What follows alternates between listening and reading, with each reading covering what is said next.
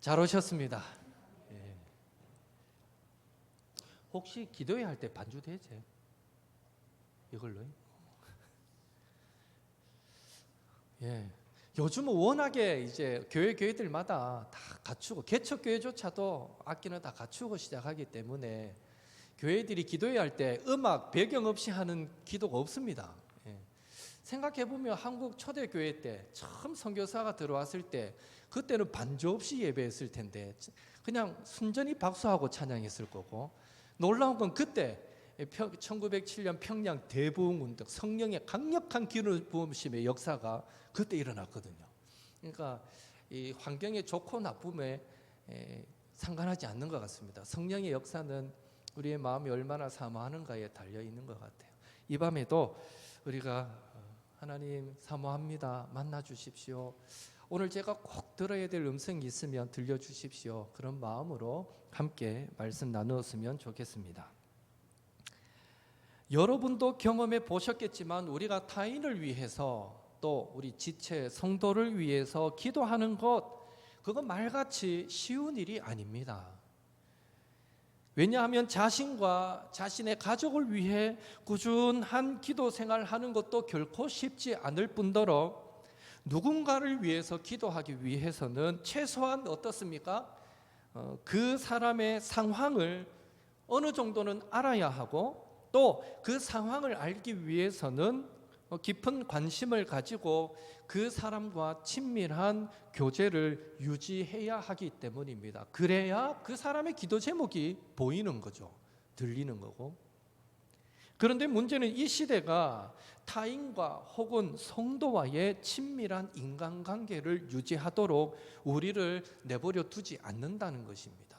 우선 우리 개개인이 너무 바쁩니다.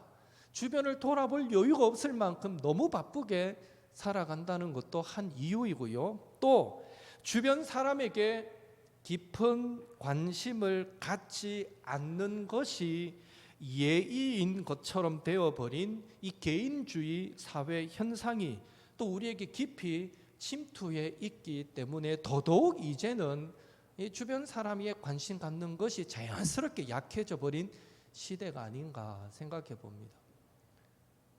단적인 예로 수능 이제 시험철이 되면 수능 치고 나면 요즘 어때요? 이 친척들끼리도 사촌이야, 이 조카가 시험을 쳐도 시험 잘 쳤나 이거 물으면 예의가 아니다 하거든요. 뭐 이런 시대를 살아가는지 모르겠어요. 묻는다는 거는 관심이고 기도해주고 사랑인데 그런 거 물으면 안 된다는 거예요. 그게 예의가 아니라는 거예요. 나는 그게 왜 예의가 아닌지는 모르겠지만 그런 시대를 살아. 그러니까 묻지 마, 관심 갖지 마, 알면 다쳐, 그냥 적당히 거리를 두고 살아, 이런 분위기 속에 저와 여러분은 살아가는 것 같습니다. 그러다 보니 교회 안에서도 서로를 알아간다는 것이 여간 조심스러운 일이 아니고 어려운 일이 아닐 수 없습니다.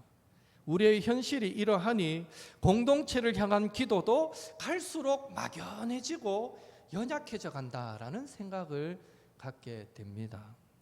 이런 때에 오늘 본문이 소개하는 바울의 기도는 저와 여러분에게 큰 도전이 됩니다. 왜냐하면 빌립보 교회를 향한 바울의 기도는 막연하게 겉도는 그런 기도가 아니라 그 교회에 꼭 필요한 핵심을 찌르는 그런 기도였기 때문입니다. 다시 말해 바울의 기도는 빌립보 교회를 향한 바울의 관심과 사랑이 얼마나 컸는가를 증명해 보여주는 기도였다라는 것이죠. 관심 갖지 않으면, 정말 사랑하지 않으면 할 수 없는 기도, 그런 기도를 지금 바울이 하고 있다는 것입니다. 바울은 빌립보 교회를 위해서 무엇을 기도했습니까? 오늘은 그 기도 내용을 간략하게 살펴보면서 특별히 우리 지체들을 위해서, 공동체를 위해 우리는 어떻게 무엇을 기도해야 하는가 한번 묵상해 보는 시간이 되기를 원합니다. 바울은 빌립보 교회를 위해서 무엇을 기도했습니까? 첫째로 바울은 무엇보다도 빌립보 교회가 그들의 사랑이 지식과 총명으로 점점 더 풍성해지기를 위해서 기도했습니다. 9절 한 번 더 같이 읽습니다. 9절입니다. 내가 기도하노라 너희 사랑을 지식과 모든 총명으로 점점 더 풍성하게 하사. 사랑이 지식과 총명으로 점점 더 풍성하게 되기를 바울은 기도했습니다. 이 말은 결국 빌립보 교회는 아직 사랑이 풍성한 교회는 아니었다라는 의미와도 통할 것입니다. 물론 그렇다고 해서 빌립보 교회가 사랑이 없었다라고 말할 수는 없습니다.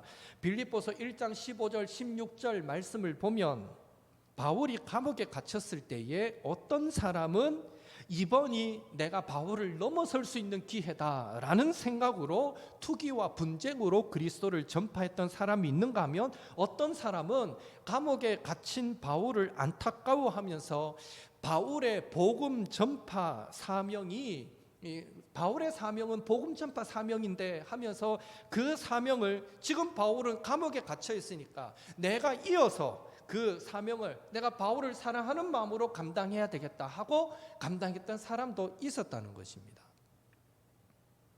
그러니 이 빌립보 교회 안에도 바울을 두고도 두 마음이 어느 정도 나눠져 있었던 것 같고, 교인들끼리도 서로 한 마음이 되지 않았던 모습이 있었다는 것이죠.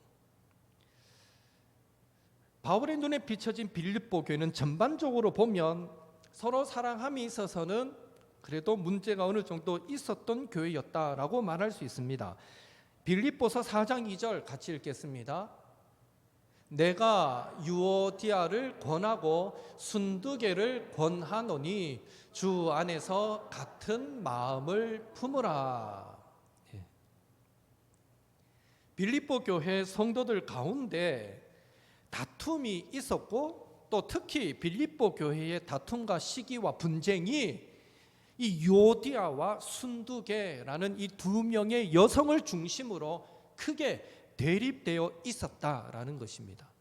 그래서 바울은 지금 빌립보 교회에 사랑이 풍성해지기를 먼저 기도하고 있습니다. 그 옛날부터, 이 초대교회부터 교회 안에 이 나눠지고 서로 마음이 하나 되지 않고 이런 문제들은 있었다라는 것을 알게 됩니다. 흔히 기독교를 사랑의 종교라고 말합니다. 따라서 기독교의 핵심인 사랑이 없는 교회는 교회가 아니다라고도 말할 수 있겠죠. 그런 의미에서 사랑의 열매는 교회 안에서도 계속해서 맺혀져야 하는 열매입니다. 어떻게 해야 우리 교회 안에 이 사랑의 열매가 풍성해질 수 있겠습니까? 9절 한 번 더 같이 읽습니다. 내가 기도하노라 너희 사랑을 지식과 모든 총명으로 점점 더 풍성하게 하사. 바울은 그의 기도에서 사랑은 지식과 모든 총명으로 풍성해진다라고 기도하고 있습니다. 여기에 지식은 예수 그리스도에 대한 지식, 복음에 대한 지식을 말합니다. 그리고 총명은 그 주어진 지식을 꿰뚫어 아는 통찰력을 의미합니다. 즉 예수 그리스도에 대한, 복음에 대한 지식과 그 지식에 대한 통찰력이 있을 때 우리의 사랑은 더 풍성해지게 된다라고 바울은 기도로 그 방법을 가르쳐 주고 있는 것입니다. 그래서 바울은 빌립보서 2장에서 예수 그리스도를 찬양하면서 예수님은 근본 하나님의 본체시지만 오히려 그 영광을 다 떠나서 이 땅에 오시고 마지막에 십자가에 죽으시기까지 순종하셨다라는 것을 강조하였던 것입니다. 즉 예수님께서 성육신하시고 마지막에 십자가에 달려 죽으실 때까지 베푸셨던 그 사랑의 비밀을, 그 사랑의 넓이와 깊이를 깨달으면 깨달을수록 교회는 점점 더 풍성한 사랑이 넘치게 된다라고 지금 말하고 있다는 것입니다.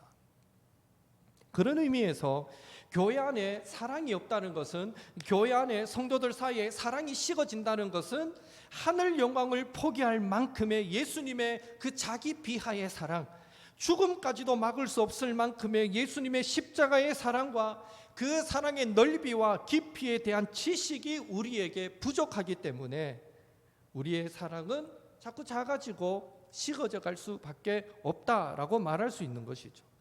예수님이 우리에게 어떤 사랑을 베풀어 주셨는가를 알면 우리의 사랑도 그만큼 더 풍성해질 수밖에 없다라는 것입니다. 오늘 우리의 신앙의 모습 어떻습니까? 하나님을 향한 우리의 사랑, 그리고 성도와 공동체와 이웃을 향한 우리의 사랑은 얼마나 깊고 풍성한 맛을 내고 있습니까? 우리에게는 예수 그리스도에 대한 지식이 얼마나 있으며 그 모든 상황에서 우리는 얼마나 통찰력 있게 예수님의 사랑을 바라보고 느끼며 살아가고 계십니까? 바라기는 저와 여러분이 풍성한 사랑을 원하실진데, 성도는 스스로 자신을 낮추신 예수 그리스도를, 죽기까지 사랑을 몸소 실천하신 예수 그리스도를 먼저 바라보아야 한다는 사실, 즉 자신을 향한 예수님의 사랑의 넓이와 깊이에 대한 지식과 통찰력을 먼저 소유해야 한다라는 사실을 기억하시고, 주님이 오늘 저와 여러분을 얼마나 사랑하시는지를 분명히 깨달아 확신하며 살아가기 위해서 늘 말씀을 가까이 하시고 기도가 끊어지지 않게 되기를 바라고요. 주님이 부족하고 연약한 나를 이만큼 사랑하시는구나, 그런 확신 속에 가족과 성도와 이웃을 예수님의 마음으로 더 풍성히 사랑하며 살아가시는 저와 여러분이 될 수 있기를 예수님의 이름으로 축원합니다.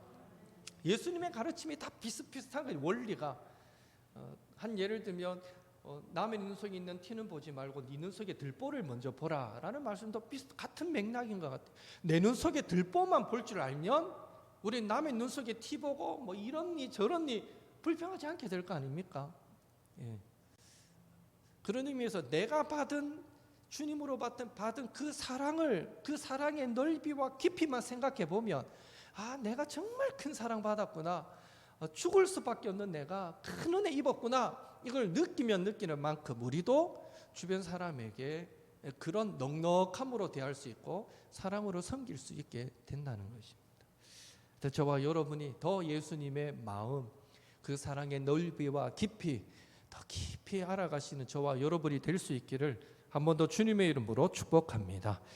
둘째로, 바울은 빌립보 교회가 지극히 선한 것을 분별하고 진실하여 허물 없이 그리스도의 날까지 이르기를 위해서 기도하고 있습니다. 10절 같이 읽겠습니다.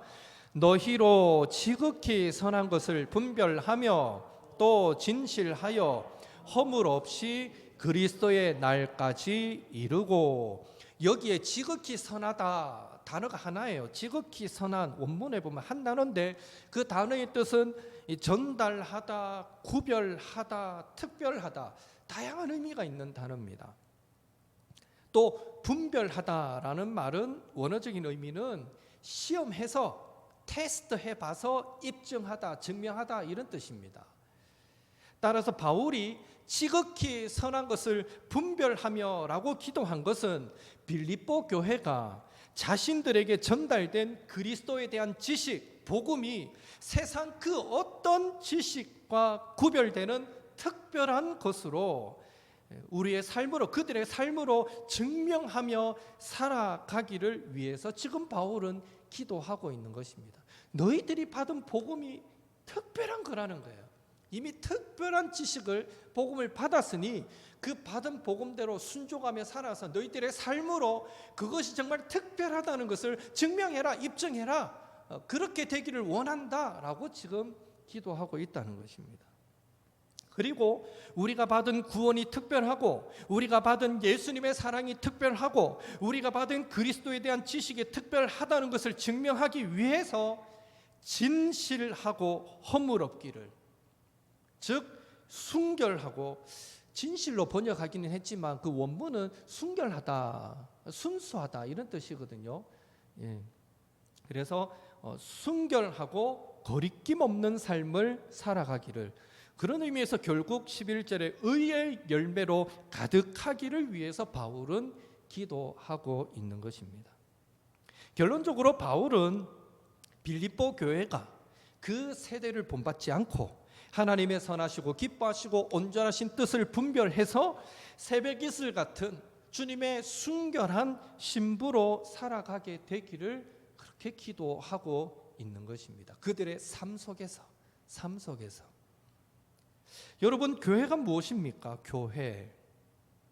교회는 현재에 존재하고 있으나 언제나 예수 그리스도의 재림을 기다리는 종말론적인 공동체다라는 본질을 가지고 있습니다. 교회는요, 사람들이 모여 세운 곳이기도 하지만 본질상 주님께서 세우신 성령의 공동체입니다.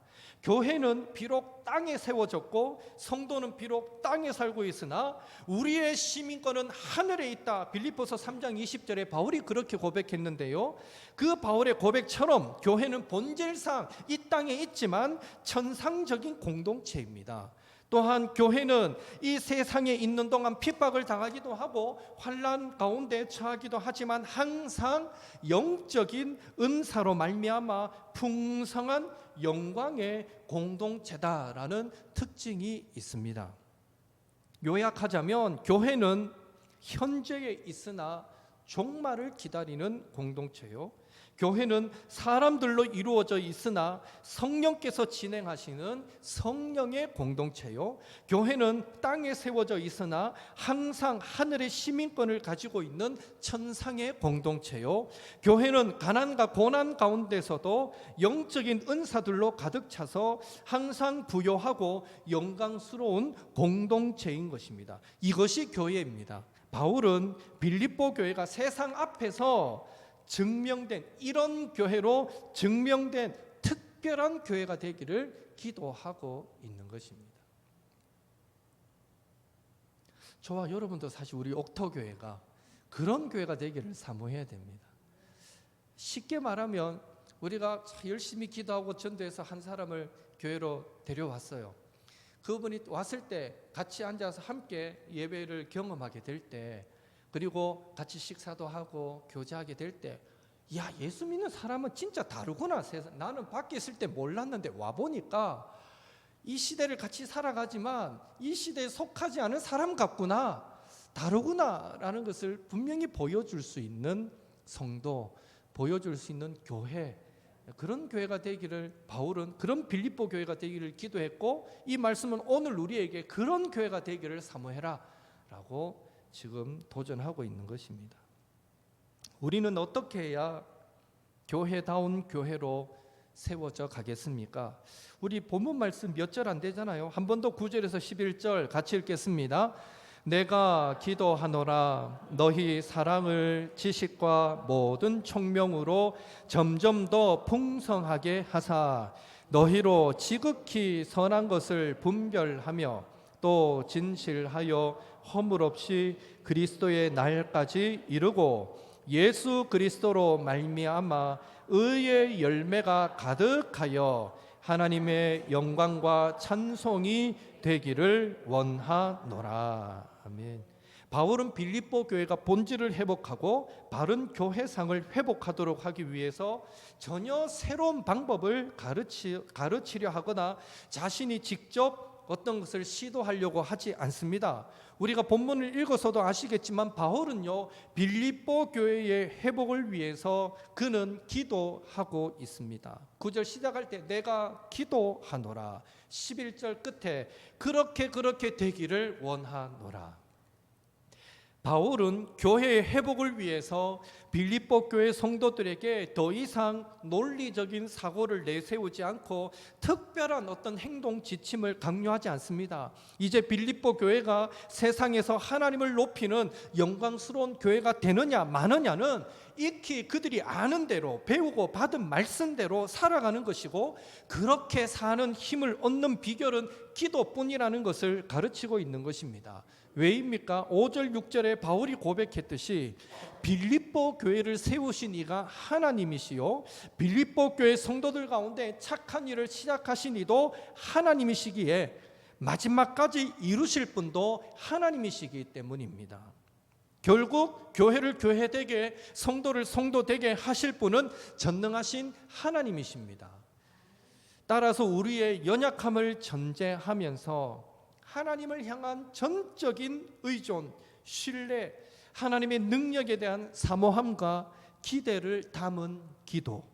그 기도 없는 호흡, 그 기도 없는 생각, 그 기도 없는 언어, 그 기도 없는 행동, 그 모든 것들은 사실 무의미하다, 무가치하다라고밖에 말할 수 없는 것입니다. 그래서 바울은 말합니다. 내가 기도하노라, 내가 원하노라. 그렇게 기도했던 것이죠. 우리는 하나님의 성전인 우리 자신을 위해 더 큰 성전인 우리의 가정과 교회를 위해 얼마나 기도하고 있습니까? 우리의 비판과 원망과 불평은 결단코 하나님의 교회를 바르게 세울 수 없습니다. 우리의 인간적인 열심과 열정만으로도 주님의 교회는 바로 설 수 없습니다. 바라기는 교회가 교회되기 위해서는 하나님의 열심, 하나님의 은혜가 필요하다는 것 기억하시고, 하나님께서 우리 가정 가운데, 우리 가운데, 교회 가운데 성령으로 역사하시도록 저와 여러분이 이 시대를 본받지 않고 하나님의 선하신 뜻을 분별하여서 순결한 주님의 신부로 살아갈 수 있도록, 그렇게 세상 앞에 하나님의 사랑이 최고의 사랑이라는 것을 증명하며 살아갈 수 있도록 항상 기도로 깨어있는 주의 백성들이 되시기를 예수님의 이름으로 축원합니다. 우리 찬양할까요?